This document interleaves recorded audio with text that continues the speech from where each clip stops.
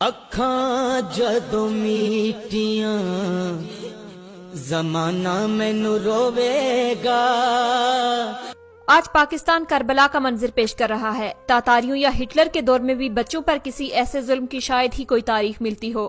آج سسٹم کے ساتھ لڑتے ہوئے اس ننھے عمار نے بھی تڑپ تڑپ کر جان دے دی۔ وہ معصوم عمار جو پولیس کے ریڈز اور صبح و شام ٹارچر اور اپنے باپ کی جدائی میں ذہنی توازن کھو بیٹھا تھا۔ معصوم بچہ بیمار ہو کر ہسپتال پہنچ گیا، مگر سب ہسپتالوں نے داخلہ کرنے سے منع کر دیا کہ نہ جانے کب قانون نافذ کرنے والے ادارے ہمارا ہسپتال گرا دیں گے، کہ 9 مئی کے معصوم مجرم کا علاج کیوں کر رہے ہیں، اور معصوم عمار کو ICU سے گھر بھیج دیا اور کوئی بھی ہسپتال اسے ایڈمٹ کرنے کے لیے تیار نہیں تھا۔ وہ معصوم باپ سے ملتا تو ٹھیک ہو جاتا، لیکن ظالموں اور فرعونوں نے اس بے گناہ والد کو بھی نہ چھوڑا، اور معصوم عمار اس سسٹم کو یرغمال بنانے والوں اور قبضہ گیروں کی وجہ سے آج اس غلامی سے آزاد ہو کر اللہ کی جنت میں پہنچ گیا۔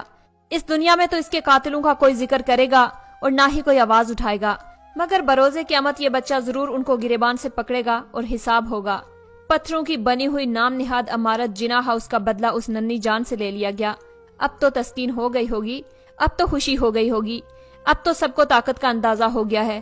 وہ معصوم اپنے باپ کی جدائی برداشت نہ کر سکا۔ عمار کے معصوم بھائی منتیں کرتے رہے کہ انکل ہمارے پاپا کو چھوڑ دیں، ہمارا بھائی بہت بیمار ہے۔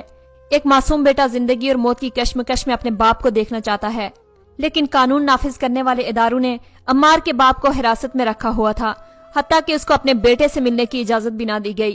سوشل میڈیا پر بھی بار بار لوگ اپیلیں کرتے رہے کہ معصوم عمار کو اس کے والد سے ملنے دیا جائے۔ لوگ چیخ چیخ کر کہتے رہے باپ کو اس کے بیٹے سے ملوا دو، منتیں کرتے رہے کہ میاں یہ بات کو چھوڑ دو، اس کا بیٹا اپنے باپ سے ملنا چاہتا ہے، اسے دیکھنا چاہتا ہے، لیکن وقت کے فرعونوں نے اپنی ضد اور انا میں آ کر اسے نہیں چھوڑا۔ پتھر دل ظالموں کو رحم نہیں آیا۔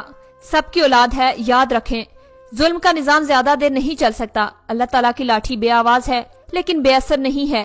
ملک کے منصفوں کی راہ تکتے اللہ کے پاس اپنا مقدمہ عمار تو لے گیا، یقیناً اسے اللہ کی عدالت میں انصاف ضرور ملے گا، کیونکہ عمار فاروق اب جس عدالت میں حاضر ہو گیا ہے وہاں کی لائیو کوریج تو نہیں چل سکتی، مگر یہ یقین رکھو کہ اس عدالت سے آنے والا فیصلہ پوری دنیا بھی دیکھتی ہے اور عقل والے بھی عبرت حاصل کرتے ہیں۔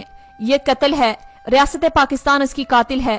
وہ جج، وہ پولیس والے، وہ ادارے، وہ سیاستدان جو اس ظلم کا حصہ ہیں، وہ سب اس معصوم بچے کے قاتل ہیں۔ اس کے مجرم تو سب کو پتا ہے، آج وہ طاقت کے نشے میں فرعون بنے بیٹھے ہیں، مگر اللہ کی لاٹھی بے آواز ہے۔ نشان عبرت بنانا اس کے لیے کوئی بات نہیں، لیکن باحیثیت بزدل قوم کہیں ہم بھی اللہ کے غضب کا نشانہ نہ بن جائیں۔ قاضی فائز عیسیٰ صاحب کون ہے قاتل؟ ہنستا کھیلتا بچہ پورے ملک نے 9 مئی کے بعد گھر پہ ہراسانی کرنے کے لیے آنے والوں کے ہاتھوں بیمار پڑتا اور پھر وینٹیلیٹر پر جاتا دیکھا۔ اب وہ چلا گیا۔ لگاؤ عدالت، رکھو کیمرے، دکھاؤ، لائیو بلاؤ اس کی ماں کو اور اس کے باپ کو اور کرو انصاف قاضی صاحب۔ ایسا ظلم جس کی کوئی مثال نہیں ملتی۔ اہل خانہ بھی منتیں کرتے رہے کہ میاں یہ بات کو چھوڑ دو، اس کا بیٹا اپنے باپ کو دیکھنا چاہتا ہے۔ بچے تو دشمن کے بھی اچھے لگتے ہیں، اللہ کی عدالت لگنے والی ہے۔